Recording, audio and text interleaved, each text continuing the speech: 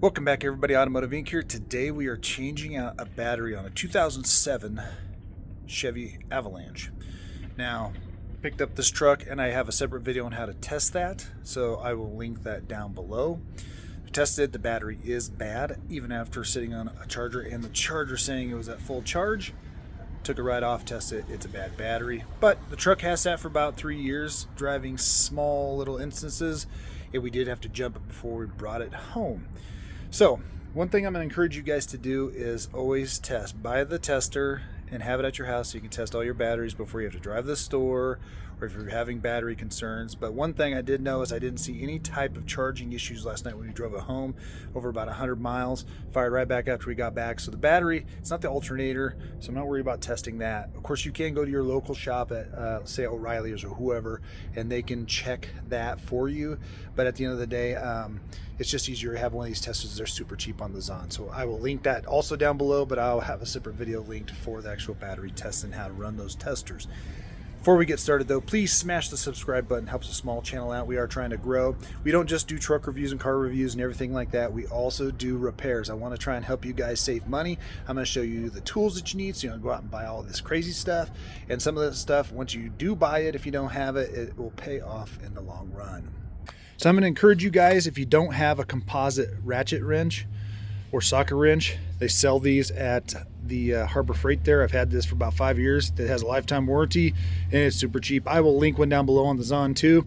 And this thing basically won't, put out a spark or blow fuses if it bumps into metal while you're working with electricity.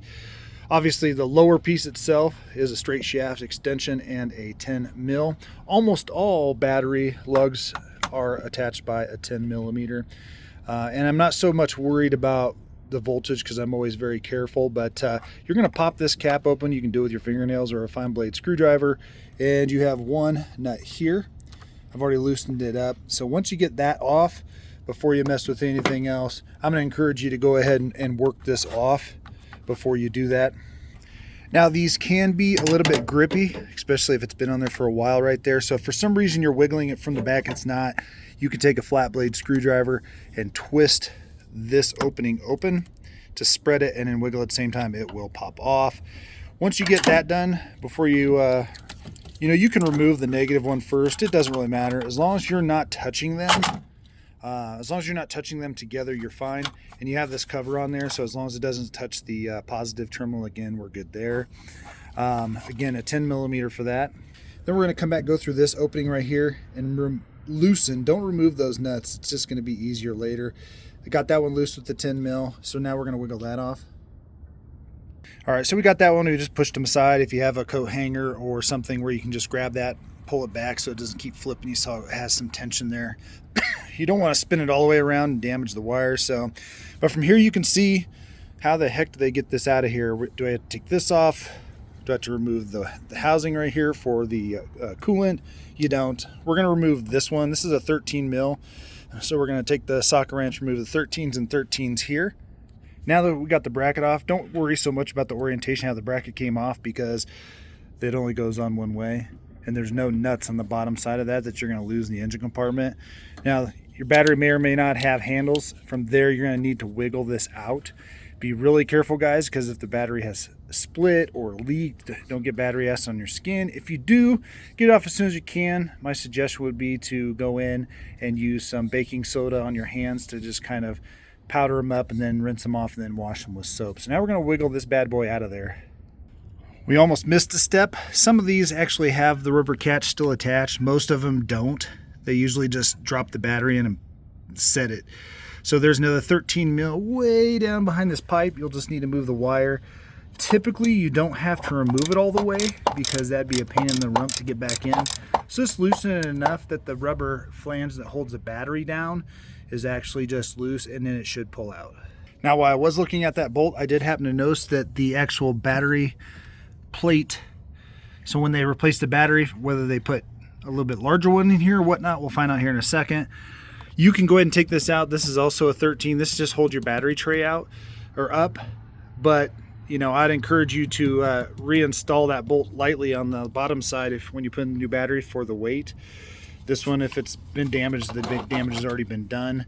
So we got that loosened now, and so it will wiggle up and out of there. You can kind of see it came loose from the actual catches. On this side, there are metal tabs. Don't bend those. Trust me, don't bend them. So let's get this out.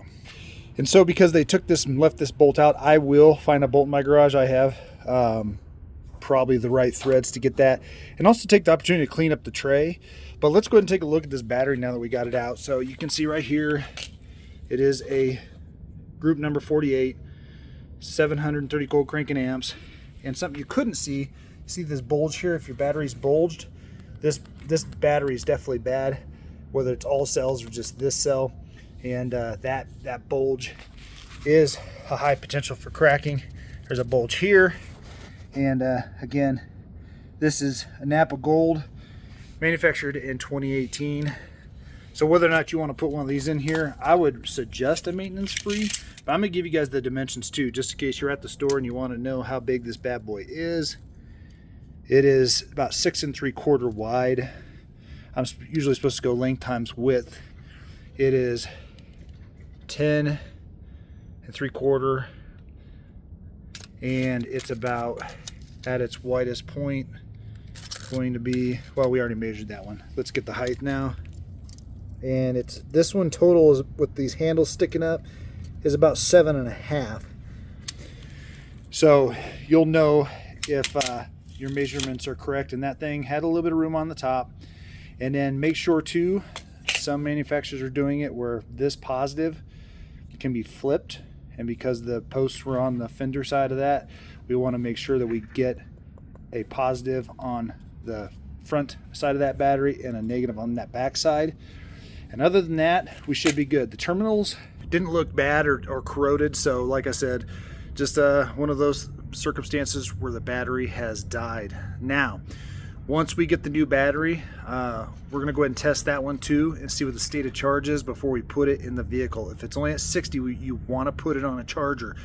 If it's at, say, 80, your alternator probably can get that bad boy charged up pretty quick, and it could probably do it even at that lower voltage. But for me, I just feel better about making sure that that is in. Now, to put it back in, just make sure you get that sat in there, clean that tray up, put that low rubber flange in, if for some reason, if it's even still there, and then just reverse the steps. It's 2 simple tools, and other than that, the pain in the butt is just going to the store and finding one. So make sure you do that, follow these steps, and that's how you change the battery on 2000 Chevy Avalanche. Now this will cross over for a Tahoe, Yukon, probably a Sierra, because when we jumped it at his house, his 12 Sierra or Silverado 5.3 had the exact same location for his battery. So this should work even on the Sierra and Silverado. As always, guys, I appreciate you guys being here, and we're going to catch you on the next one.